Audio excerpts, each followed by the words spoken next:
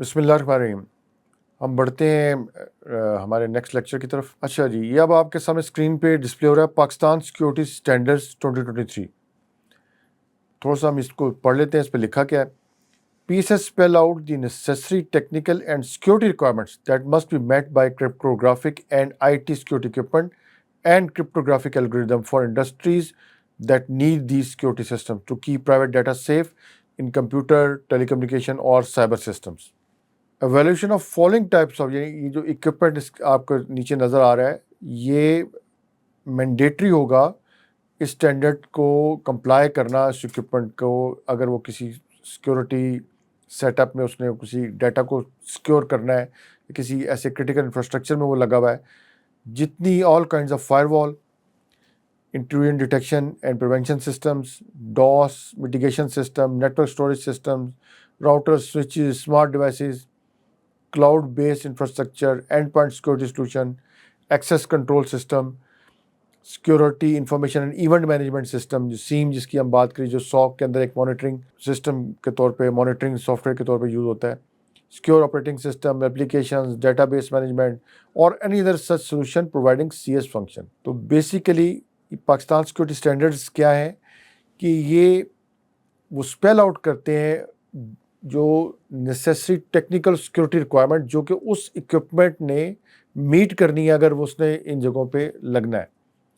تو یہ اسٹینڈرڈ 2023 میں ایشو ہو چکے ہیں۔ اب ان کو جب کمپلائی کرنا ہے تو نیچرلی جو وینڈرز ہیں انہوں نے ان اسٹینڈرڈس کو کوالیفائی کرانا ہے کسی ڈیزگنیٹڈ لیبس کے تھرو۔ تو ایک پوری کی پوری فیلڈ آپ کی سائبر سیکورٹی ایویلویشن سے ریلیٹڈ، اسکریننگ سے ریلیٹڈ، وائٹ لسٹنگ سے ریلیٹڈ یہاں سے ایمرج ہوگی اور یہ پوری دنیا میں اسی طرح ہی ہوتا ہے۔ پھر ایک ڈرافٹ ہے اس وقت، the personal data protection bill. Personal data protection bill 2023 یہ اس کا نام ہے، لیکن ابھی تک ڈرافٹ ہے۔ Is devise to regulate the collection, processing, use, disclosure and transfer of personal data and additionally provides a data protection mechanism including offenses concerning the violation of data privacy rights of an individual۔ تو data protection laws پوری دنیا میں exist کرتے ہیں، پاکستان میں بھی آ جانا ہے۔ جب یہ لا انفورس ہو جائے گا تو جو بھی کوئی ڈیٹا آپ کا، ایون جس طرح کوئی بھی سروس ہے جو آپ کا ڈیٹا لے رہی ہے آپ سے، تو اس کو، اس ڈیٹا کو پروٹیکٹ کرنا بہت ضروری ہو جائے گا، اور اس پروٹیکشن کے لیے کوئی ایک فریم ورک ہوگا، کوئی ایک پورے میئرز، کنٹرول میئرز ہوں گے جو اس کو امپلیمنٹ کرنا لازمی ہوگا۔ تو اب اس کو امپلیمنٹ کرنے والے ہوں گے، پھر اس امپلیمنٹیشن کو چیک کرنے والے ہوں گے کہ وہ کیا صحیح امپلیمنٹ ہوا یا نہیں ہوا۔ تو ایک پوری فیلڈ جو کہ ایمرجنگ فیلڈ ہے۔ اب میں نے جتنا کچھ آپ کو پچھلی سلائیڈز میں بتایا تو اس کو میں نے ایک سلائیڈ میں سمرائز کیا۔ تو آپ دیکھیں کہ پیکا آیا تو پیکا کی وجہ سے ڈیجیٹل فرینزکس کی پوری فیلڈ آئی، انسیڈنٹ رسپانس ٹیمز آئیں، تو یہ پوری کی پوری فیلڈ ایمرج ہوئی جس میں بہت ساری ڈیولپمنٹس ہو چکی ہیں اور بہت ساری ڈیولپمنٹس آگے ہونے جا رہی ہیں۔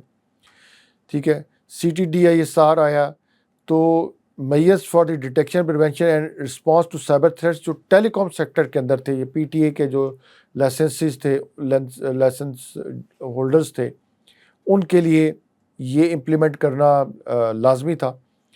اس کا انہوں نے آڈٹس بھی کیے، آڈٹس کر بھی رہے ہیں۔ تو اب جب امپلیمنٹ کرنا ہے تو امپلیمنٹ کرنے کے لیے آپ کو سائبر سیکورٹی پروفیشنلز کی ضرورت ہے، آڈٹ کرنا ہے تو آڈیٹرز کو ضرورت ہے۔ تو آپ پرائیویٹ فرمز بھی بہت ساری ایمرج ہو گئی ہیں جو کہ آڈیٹنگ کی سروسز دے رہی ہیں۔ پھر یہ ای اینڈ آئی پالیسی کے بارے میں ہم نے بات کی، network system administrators, security audits شروع ہو گئے، national cyber security policy, risk management, جو سب سے امپورٹنٹ چیز جو ہم نے اس پوری مین کور اسکل ہم نے اس کورس میں پڑھی، وہ اس کی آپ کو ایک فیلڈ ایمرج ہوگی، ایک مینڈیٹری ریکوائرمنٹ ہوگی۔ ولنریبلٹی اسیسمنٹ ہے، ڈیجیٹل فرینزکس ہے، سیکورٹی اسکریننگ ہے، penetration testing, web security testing, I S M S, information security management system, security education. ٹھیک ہے، آئی ایس ایم ایس میں ہم نے 2 اسٹینڈرڈس پڑھے، آئی ایس او 27001 پڑھا، نسٹ سائبر سیکورٹی فریم ورک پڑھا۔ تو یہ سائبر سیکورٹی پالیسی جو ہے یہ آپ کو ڈکٹیٹ کر رہی ہے کہ یہ ساری کی ساری فیلڈز کے پروفیشنلز کی ضرورت ہے۔ پاکستان سیکورٹی اسٹینڈرڈ ابھی ہم نے دیکھا، تو cryptographic testing and I T security equipment testing کی پوری فیلڈ آ گئی.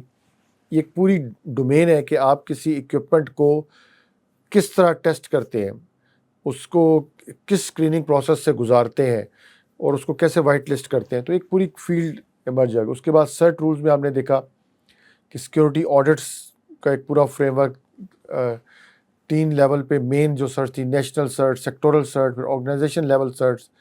تو اس سے بھی آپ اندازہ لگائیں کہ نیشنل سرچ کے بعد کتنے سیکٹرز ہیں. بینکنگ سیکٹر ہے, آپ کا کمپنیز کا ایس سی سی پی کا ایک پورا سیکٹر ہے, آپ کا ٹیلی کام کا سیکٹر ہے. تو جتنے بھی سیکٹرز ہیں ان کے, ڈیفینس کا سیکٹر ہے, سیکٹورل سرچ, پھر ان کی آگے آرگنائزیشنل سرچ جو ہر بینکنگ سیکٹر میں, تو ہر بینک میں, ٹیلی کام سیکٹر ہے تو اس کے تمام لائسنسز, موبائل کمپنیز میں, آئی ایس پیز میں. تو یہ سارا کا سارا